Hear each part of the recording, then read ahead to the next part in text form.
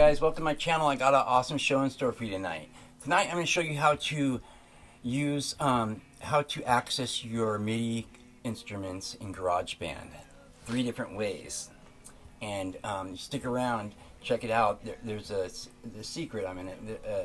There's a secret method to use if you don't have a MIDI controller, and that's one of the ways of the 3 ways. I'm going to show you how to do that in like 3 easy steps. So please hang around and hit the like at the bottom if you wouldn't mind.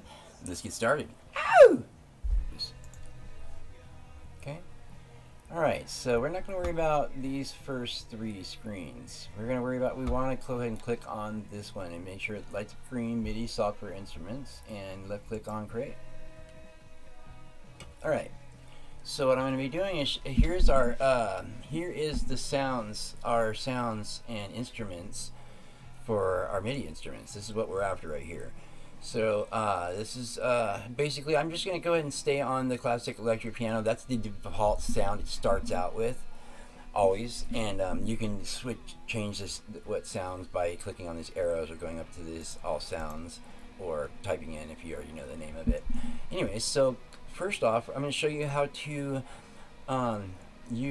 how to access these sounds with a MIDI controller, an outside MIDI controller. Like I have a Donner. I'll show you a picture of it. I have a Donner 25 key, and it's a MIDI keyboard, and it's got drum pads on it. It works great. I got it on eBay for like really good price used, and you can get it there, or you can get it on Amazon new for a really good price. I'll leave a link at the bottom. But anyway, so basically what you want to do now is you want to take your MIDI keyboard or MIDI controller and plug it in to into the back of your, well, you want to take whatever kind of cord it comes with it and plug it in the back of your Mac, and then plug it into your MIDI controller or MIDI keyboard and watch it light up. It should light up. If it doesn't, there's something wrong with your controller or your Mac. But anyway, so it should light up, and now you should hear sound. There it is. Turn it on. There we go. There's our sounds. Cool. So that's how you actually set up your MIDI controller. Now you can change the sounds any way you want, and basically that's how you do that. Now, if you don't have a MIDI controller, which I didn't for a while when I first started, and I thank God that GarageBand thought of this. There's an on-screen, well, a lot of them have this, it's an on-screen keyboard that you can play with your mouse. It's not as efficient or fun, but it will work. And so go ahead and come up here. You want to unplug that MIDI controller if you had it plugged in.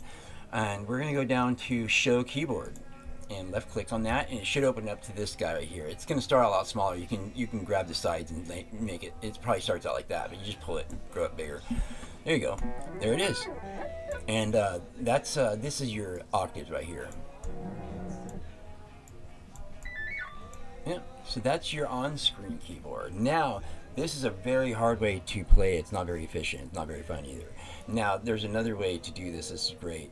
You can go up to this window and click on Show Musical Typing, or you can just go ahead and click on this button, and it will turn into the musical typing, which is playing your computer's keyboard to play the sounds, to access the MIDI instruments, just like this. Whoops.